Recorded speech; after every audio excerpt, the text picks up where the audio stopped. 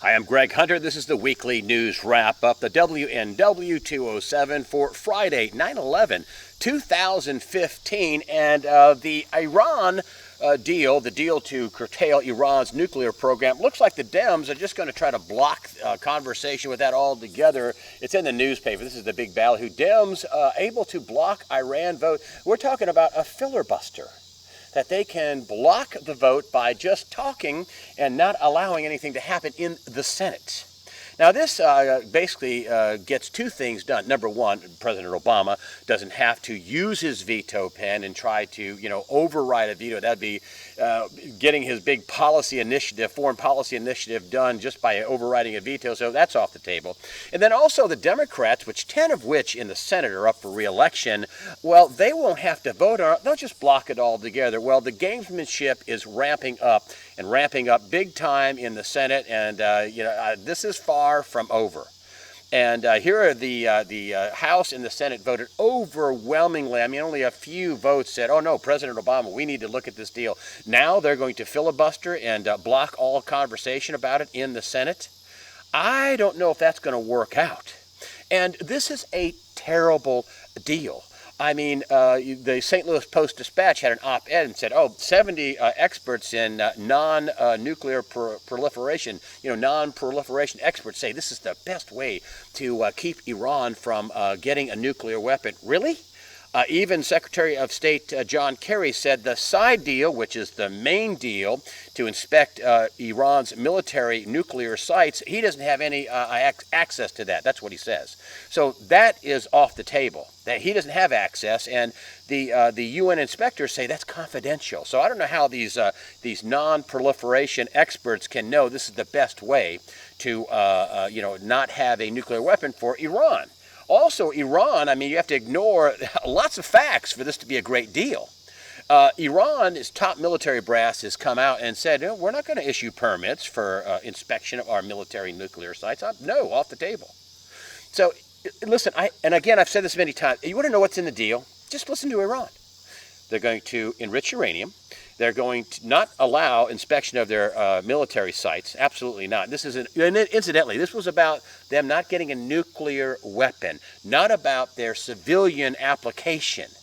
That is not a side deal in terms of inspecting the military sites. That's the main deal. And Kerry is still, this is about verification. No, it's not. You don't know what's in the side deal, which is the main deal to inspect the military nuclear sites. Also, they're going to get their $150 billion back right away, and they're not going to abide by any sanctions, and neither is anybody else. That's what the deal is. This is kabuki theater. I don't know what he was going to walk away. Walk away from what? Walk away from giving their $150,000 back, $150 billion back? Walk away from not inspecting their military sites and them saying we're not going to issue the permits? Walk away from them saying we're not going to abide by any sanctions? You're going to walk away from what? You got to ignore a lot of facts for this to be a good deal. This is not a deal. This is a capitulation. And it's not the difference between a deal and war. It's a non-deal, and a much better deal could have been had. And the allies of the United States, Israel, and all the Arab countries in the Middle East, they're freaking out about this deal. Not a good deal to them. So this is not over, but the Democrats don't even want to vote on this. And there are 10 Democrats in the Senate up for re-election, so they can say, well, we voted to inspect the deal, and then they filibuster so nobody has to vote. Yeah, brilliant. Right, so they filibuster, there's never a vote. Well, we didn't vote against it. We didn't vote for it. Yeah, unbelievable, really, quite unbelievable. Speaking of war, and there's a real one in Syria, it is heating up. You've seen all these refugees leaving Syria. Well, the situation in Syria has turned from bad to worse. Russia is now confirmed. They've sent military personnel, soldiers to fight alongside the Assad troops against ISIS. They admit they're sending helicopters and aircraft to fly sorties and bombing missions against ISIS. Now, incidentally, the United States spent $500 million to train these moderate rebels. That we trained 60, as in 60, as in 6 people. $500 million.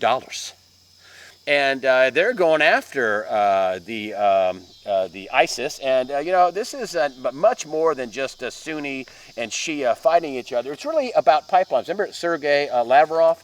Well, look at this here. Here's a map.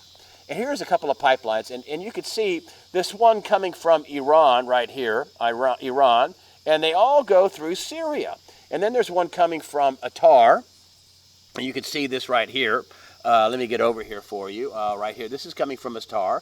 And it goes up, it goes up right here, right up, right through Syria again.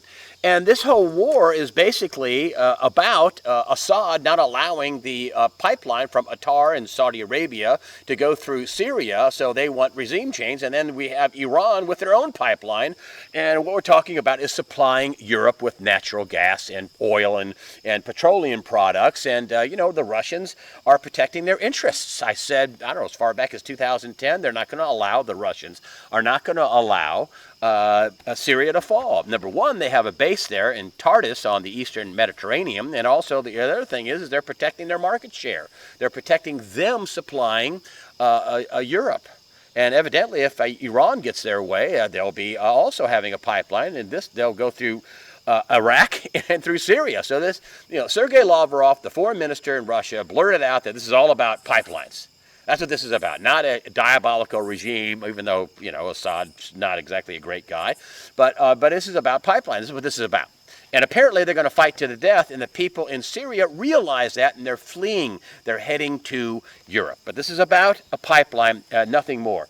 The Federal Reserve is talking about raising rates soon, and if they raise rates, I say they intentionally want to crash the market. If they don't raise rates, well, there's a downside for that as well. Gregory Mannarino, who called the stock market top right here on USA Watchdog back in May, a couple of thousand points ago, says, hey, number one, take a look at this chart that he sent me. This is a megaphone pattern where you have, this is the 2001, this is 2008. Woo, boing, here's where we are in 2015, and right there at the top, you can see that little top where he called it around May, and then boom, goes straight down. That's a couple thousand points right there. And he says, what's going to be next, if you look down here, if you look at this chart on the lower part, is this big wave down.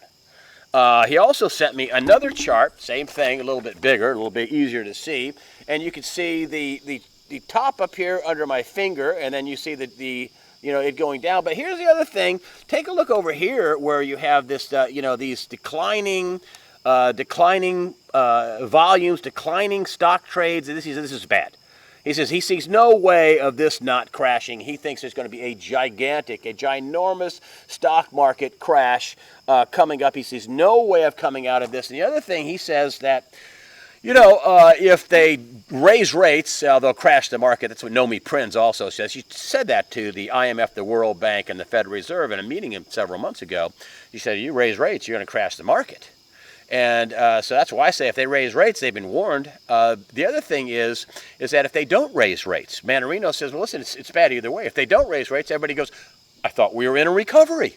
Well, then the economy isn't good. We've been, playing this dance, having this dance for a couple of years. Oh, we're going to raise rates in 6 months, and 6 months comes. Yeah, economy's not what we thought. We're going to raise rates in 6 months. Yeah, economy, remember they were going to raise rates back in June? At the beginning of the year, they're going to raise rates in June. Now in June, they said, well, September, and now either they're going to raise rates or they're not, but either news is not going to be so great. And they may do full-on QE, which a lot of people say, oh, that'll be fantastic. I'm not so sure bondholders will think another round of QE is going to be fantastic. The Federal Reserve has another round of QE, and it'll probably be stealth. I don't know, the economy may be so bad they may be overt instead of covert, or maybe both, in terms of printing money, quantitative easing.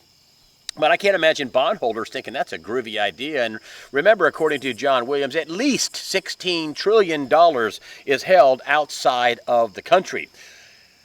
That's a lot of bonds. That's a lot of leverage. And listen, as I've said, we've been told debt is money, Federal Reserve note, and debt bonds are an asset. Well, no, debt and bonds are liabilities.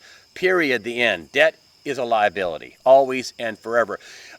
Speaking of a liability, Hillary Clinton has some big liabilities, and more emails are coming out. You know, she had her private use of a server while she was Secretary of State in the Obama administration. She is now saying that, let me read this to you. That Americans, quote, need a leader who cares about them again. This is the need a. So you're chiding the President of the United States, who ultimately controls the Justice Department, and you have what some experts say major breaches in national security, and you're chiding the President? Really? Oh boy, she already has the individual supposedly that took care of this server wanting to have immunity so he can testify. Her top lieutenant Huma Abedin says that that she was investigated by the FBI. We find out that she was investigated by the FBI for filling out phony time cards, and now Hillary comes out and says, a few weeks ago, oh, I made bad choices. Now she apologizes. I made a mistake. I apologize. What? If the experts are correct, Hillary Clinton has imperiled the national security of America with this private server that was hacked by, I don't know, the Russians, the Chinese, the Germans, the French, the UK, ISIS, Assad, who knows? And you can just say, "Oh, I'm sorry, my bad." Okay, next we can just. I'm telling you, she's chiding the president. Oh, we need somebody that can. This from somebody who had her own private server, who's now saying, "Oh, I want to be transparent." You want to be transparent? You wiped a server clean before you gave it back to the FBI, and you want to be transparent. And America needs a leader that people can trust again. Woo-hoo-hoo, boy, as I have predicted, Hillary Clinton will not be president of the United States. Obama won't let her be president of the United States, and I'll be surprised if she isn't arrested on the campaign trail. I just wanted to get this in with the, here I'm at dusk, here's a drought mecca of the United States, and just go in here to California and out west, and this is worse. This gets worse by the week. I Google again Jerry Brown and drought and update to drought, and he's working on the mass transit system. I mean, this is some severe drought, and this drought is growing. You know you got a problem when Arizona looks to me has way more water than California and Oregon and Washington State, but California ground zero. Back in March of 2015, NASA said California had about a year's worth of water left. This is not shrinking. This is getting bigger. This is also very problematic, and this is a record drought, 4 years, which means record fires, which means, I guess, record poor air quality out west.